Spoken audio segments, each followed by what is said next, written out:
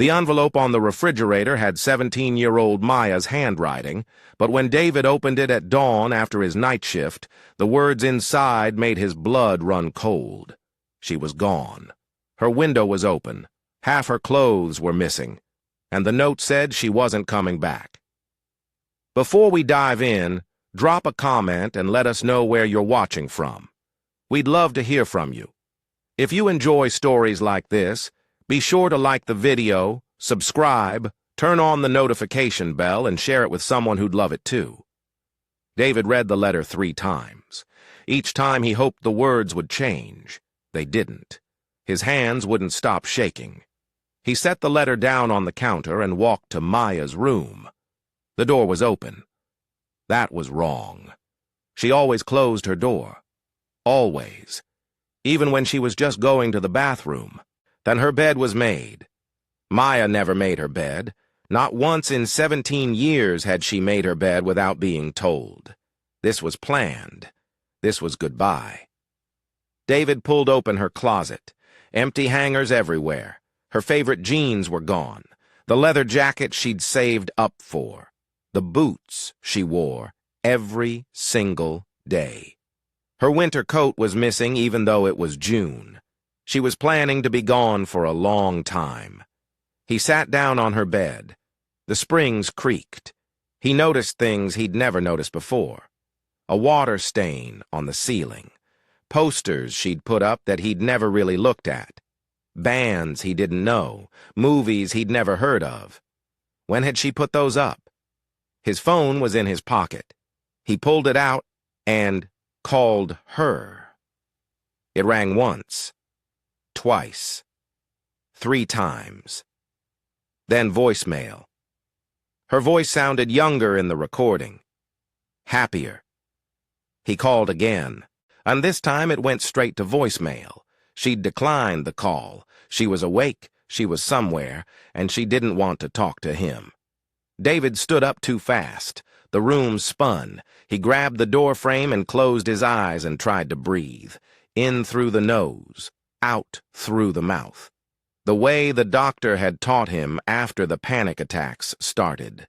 After Jennifer died. That was 3 years ago.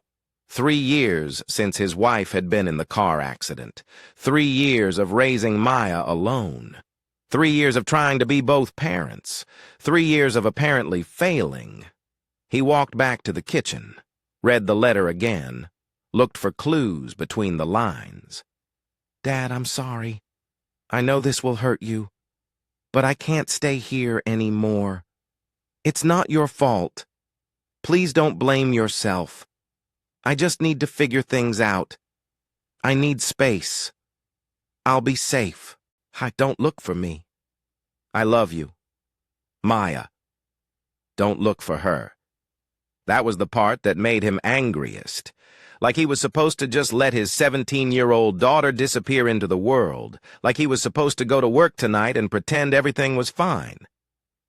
He called his brother Thomas. It was early, but Thomas was always up early. He answered on the second ring. Dave? What's going on? Maya's gone. David's voice didn't sound like his own. She ran away. Silence on the other end. Then Thomas's breathing. Then his voice, careful and controlled. What do you mean she ran away? I came home from my shift and she's gone. She left a note. Her stuff is packed. She's gone, Tom. Did you call the police? David hadn't. He'd been standing in his kitchen, reading the same letter over and over like an idiot. I'm calling them now. I'm coming over. Don't do anything stupid, just wait for me. David hung up and dialed 911. The dispatcher answered immediately. Professional. Calm. Like missing children were just another Tuesday morning. He gave her the information. Maya's full name. Her age. Her description. Brown hair, green eyes, 5'6", 120 pounds. A scar on her left knee from falling off her bike when she was 9. The dispatcher asked if Maya had any history of running away. No. Any mental health issues? David didn't know how to answer that. She'd been sad since her mother died. Who wouldn't be? But had he taken her to a therapist? Had he asked her how she was really doing? Had he been paying attention at all? The dispatcher said an officer would arrive within 45 minutes. She told him to check Maya's room for anything that might indicate where she'd gone, friends she might contact, places she might go. David went back to her room, opened her desk drawers, found old school papers, art projects from middle school, a birthday card from her grandmother who died last year. Then he found the notebook. It was shoved under her mattress, blue cover, spiral bound. He pulled it out and sat on the floor with his back against her bed. This was wrong. Reading his daughter's private thoughts was wrong. But his daughter was missing. He opened to the first page. The date was from 4 months ago, January. I don't think Dad sees me anymore. Not really. He looks at me, but he doesn't see me. He asks how school was, and I say, fine, and he nods, and that's it. Sometimes I think I could tell him anything, and he wouldn't really hear it. Sometimes I think I'm already gone, and he hasn't noticed yet. David's vision blurred. He wiped his eyes and kept reading. Mom used to ask me real questions. She'd want to know about my day, and she'd actually listen. She'd notice when I was upset. She'd notice everything. Dad just goes through the motions now. Wake up, make dinner, go to work, sleep, repeat. I'm just part of the routine. He flipped ahead.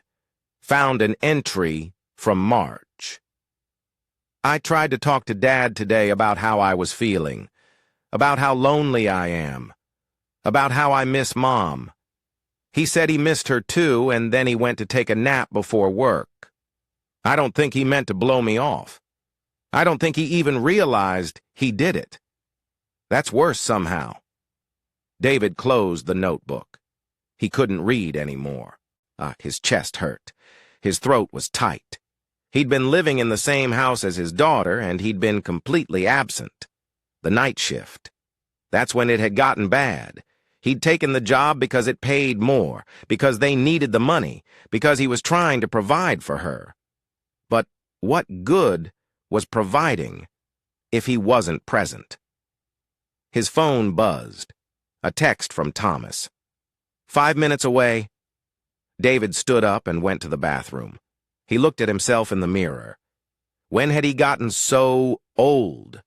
When had the gray showed up in his hair? When had the lines appeared around his eyes? When had he stopped being the father Maya needed? There was a knock at the door. He walked through the house in a daze. Opened it. Thomas stood there in jeans and a wrinkled t-shirt. His eyes were worried. You look terrible, Thomas said. My daughter ran away. Thomas came inside, looked around like he might see clues David had missed. Tell me everything. David showed him the letter, the empty closet, the notebook. Thomas read some of the entries and his face got tight. Dave, when's the last time you two actually talked? Like, really talked? I don't know. It was the truth. He couldn't remember. I've been working nights. I barely see her. Why the night shift? It pays more.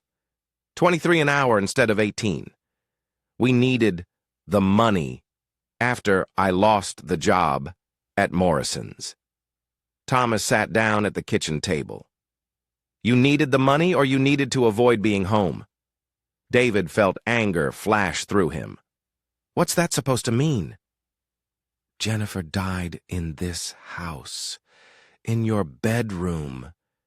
You haven't changed anything in 3 years. Her clothes are still in the closet.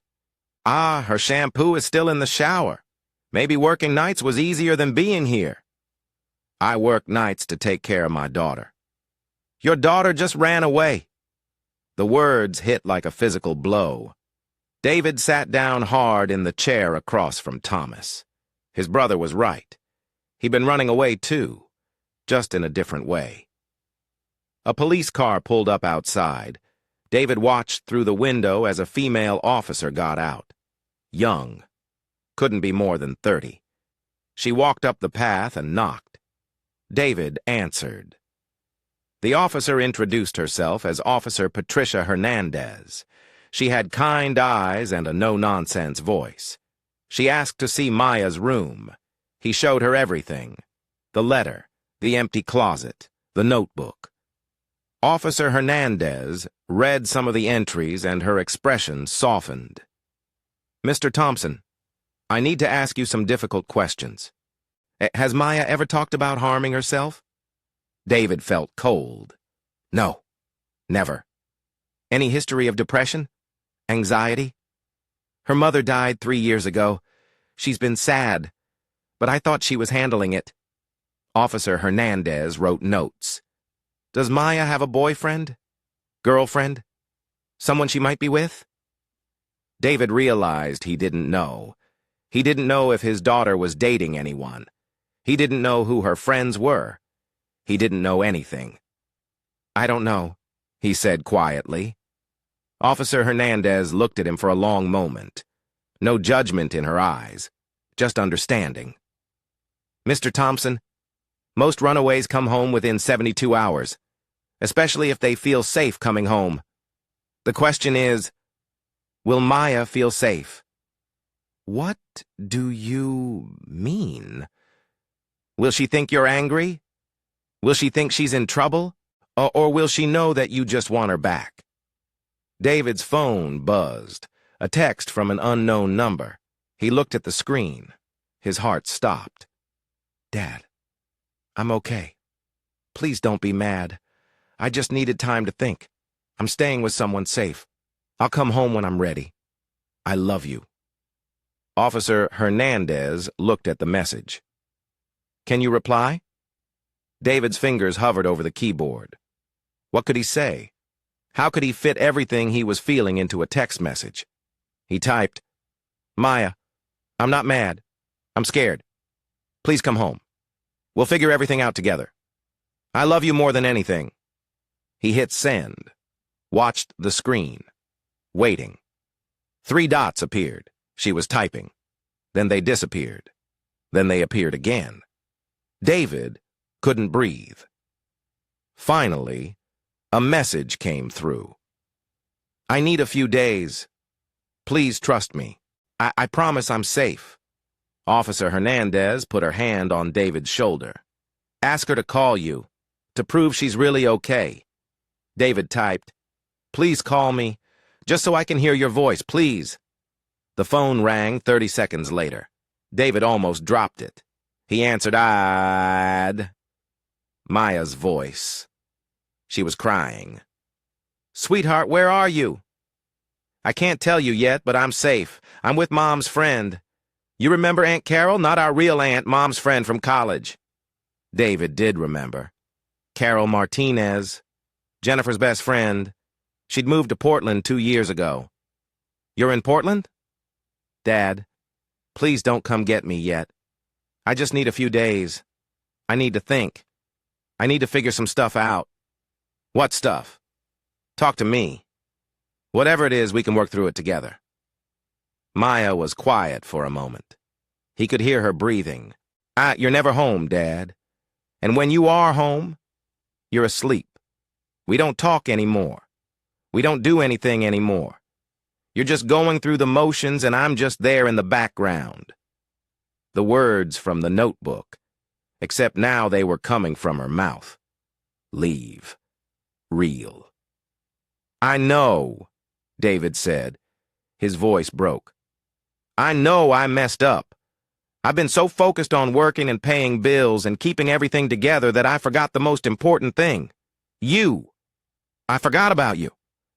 You didn't forget about me.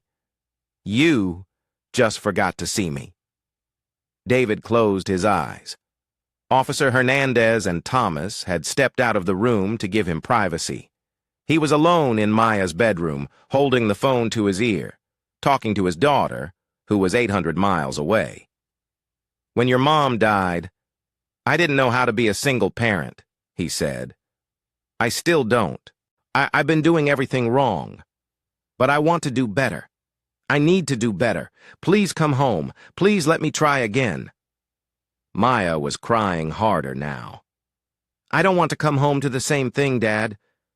I don't want to come home and have nothing change. I can't do that anymore. It won't be the same. I promise. I'll quit the night shift. I'll find something else. I'll be there. Really there. Whatever it takes. You can't just quit your job. Watch me. You're more important than any job. You're more important than anything. I should have remembered that a long time ago. Silence on the other end. David waited. His heart was pounding so hard he thought it might break through his ribs. I need 2 days, Maya finally said. Just 2 days to clear my head. Then I'll come home. But Dad, if things don't change, I can't stay. I can't live like that anymore. Things will change, I swear to you. Just come home.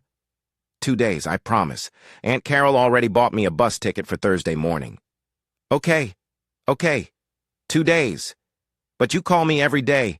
Twice a day. I need to know you're okay. I will. I promise. Dad? Yeah? I'm sorry I scared you. David sat down on her bed, looked at the stuffed animals on her shelf, the posters on her wall, all the little pieces of his daughter's life that he'd stopped noticing. I'm sorry, I wasn't paying attention. That changes now. Everything changes now. They talked for 10 more minutes. She told him about the bus ride, about seeing Portland, about Carol's apartment.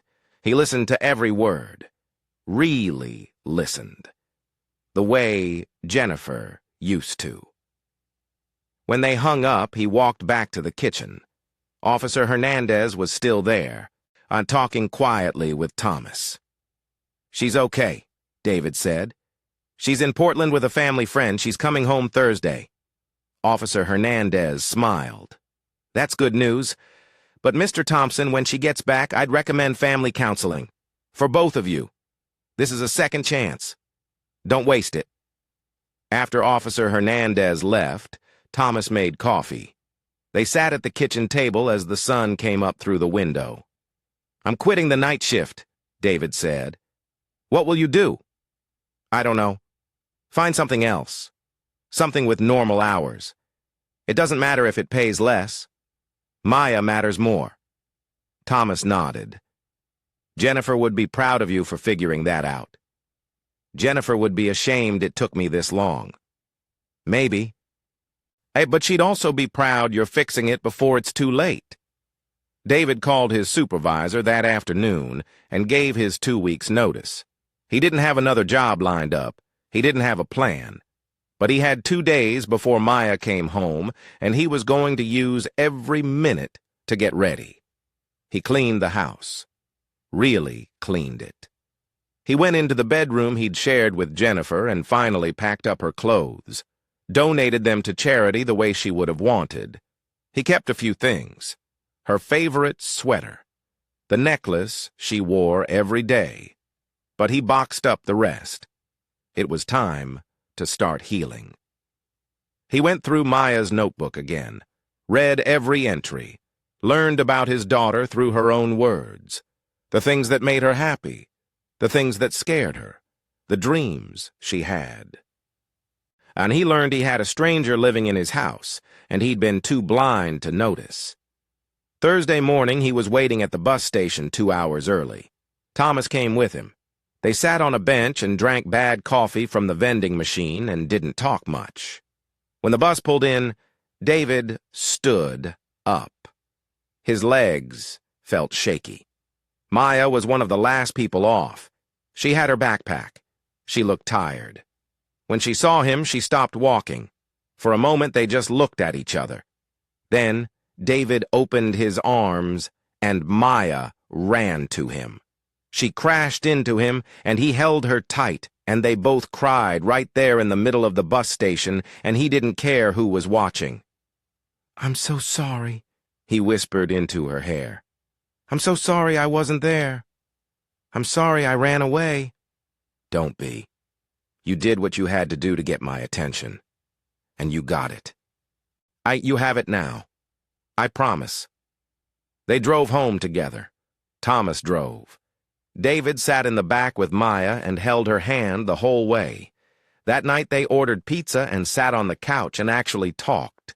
Really talked. About everything. About Jennifer. About grief. About loneliness. About fear. About the future. David told her about quitting his job. She started crying again.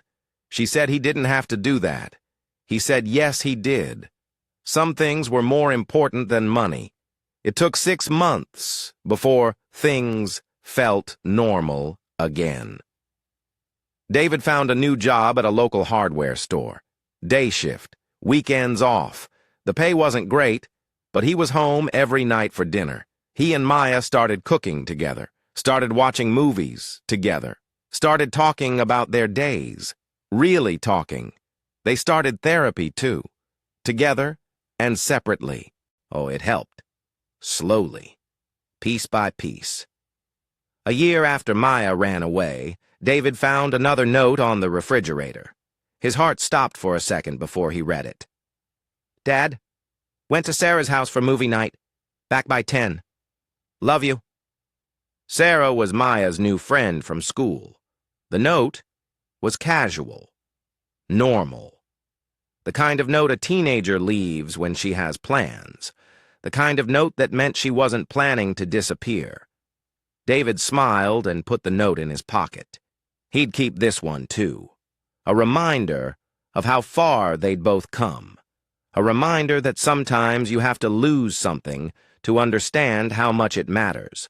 A reminder that it's never too late to change, as long as you're willing to do the work. If this story touched your heart, take a moment to hit that like button. Share it with someone who needs to hear it. And remember, the people we love need our presence more than our presence. They need us to see them, really see them, before it's too late. Thanks for watching, and we'll see you in the next one.